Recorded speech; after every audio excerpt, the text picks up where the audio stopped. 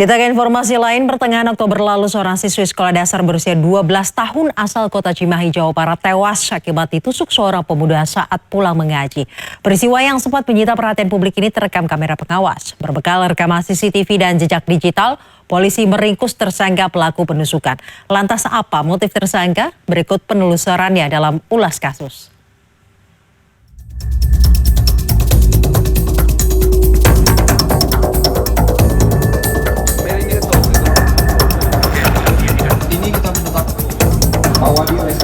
Berdasarkan rekaman CCTV yang kemudian viral di media sosial, pelaku memang memarkirkan kendaraannya di tempat saya berdiri saat ini, di titik ini.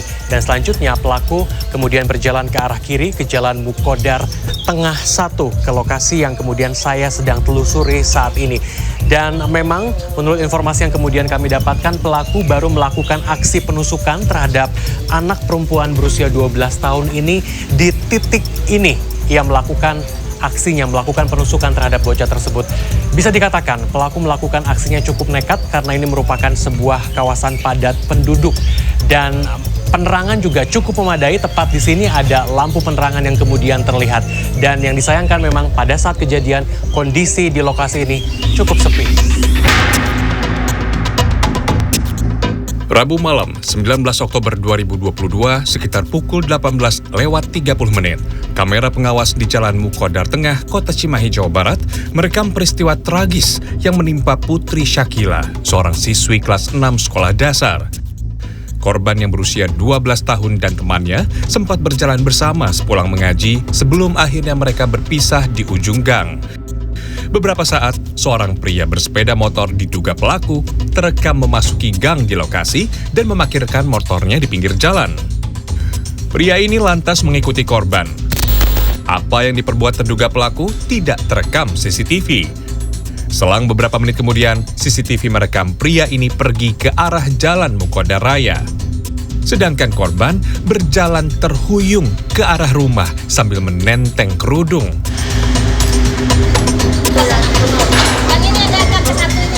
Sayangnya, sejumlah warga di lokasi mengaku tidak ada yang tahu persis bagaimana kronologi penusukan. Tatang, warga yang rumahnya tepat berada di lokasi kejadian, menuturkan saat itu sempat mendengar suara anak perempuan. Tatang pun menyebut ketika kejadian, hujan gerimis mengguyur perumahan. Pak Tatang, ketika kejadian apa yang Bapak dengar mungkin atau apa yang Bapak lihat? Yang cuman dengar aja, kedengarannya cuman mama 3 kali gitu aja. Nggak ada dengar apa-apa lagi, Pak? Enggak, udah aja sepi gitu.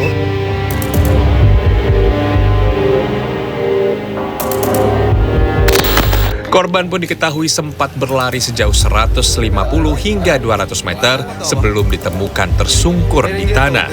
Miring gitu. Korban sempat dibawa ke rumah sakit Raja Wali, tetapi nyawanya tidak tertolong.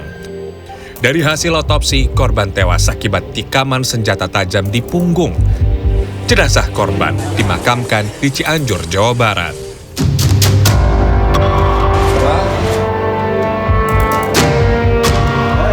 Senin 24 Oktober 2022, setelah buron selama 4 hari, RNG, tersangka pelaku pembunuhan Putri Syakila, dibekuk tim gabungan Polda Jawa Barat dan Polres Cimahi. Pemuda 22 tahun asal Kecamatan Andir, Kota Bandung ini ditangkap di kawasan Geger Kalong, Kota Bandung. Selain tas korban, polisi menyita pisau, pakaian, dan sepeda motor milik tersangka. Saat ini kita menetapkan. Tersangka mengaku usai menusuk korban, ia sempat menyembunyikan pisau dan pakaiannya di rumah orang tuanya.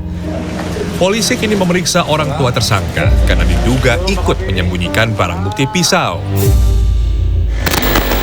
1 hari setelah menusuk korban, RNG bahkan kembali bekerja sebagai pengatur lalu lintas tidak resmi di persimpangan Jalan Amir Mahmud, Kota Cimahi.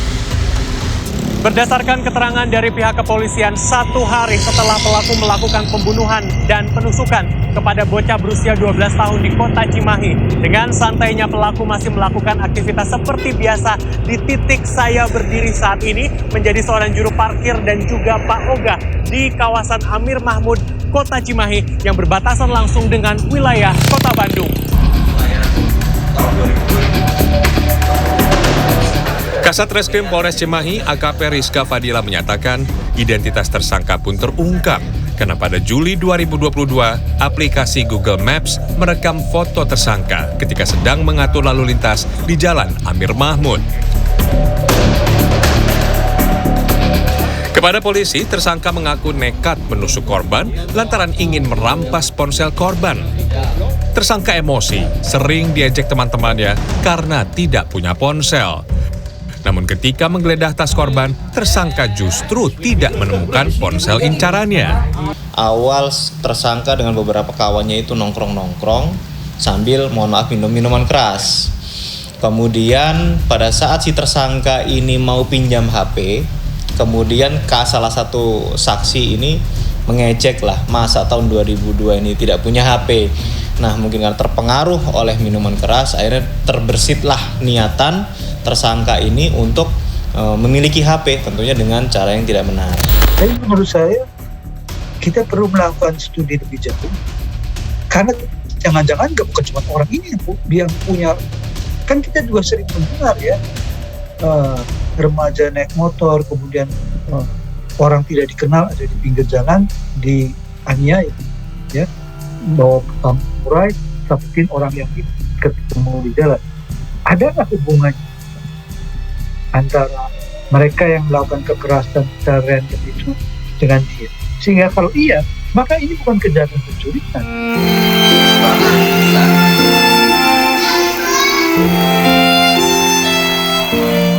Agung, ayah korban, kini berharap hukum bisa ditegakkan seiring doa bahwa keadilan akan datang bagi putri kesayangannya. Dukungan untuk ya kalau adil itu milik di atas gitu ya, tetapi negara kita negara hukum, ya mohon adil itu diberi hukuman sesuai dengan hukum yang berlaku ya. Saya sih serahkan ke pihak kepolisian ya saat ini di tahap itu ya. Selanjutnya mungkin di kejaksaan, pengadilan gitu ya. Itu mungkin harapan saya. Setelah pelaku tertangkap dan juga ditetapkan sebagai tersangka, masih ada sejumlah proses hukum yang akan dilewati, mulai dari verifikasi barang bukti hingga proses peradilan. Kepala Satuan Reserse Kriminal Polres Cimahi mengatakan pelaku penusukan bocah 12 tahun ini disangkakan atau diancam dengan sejumlah pasal berlapis dengan ancaman maksimal hukuman mati atau bahkan penjara seumur hidup.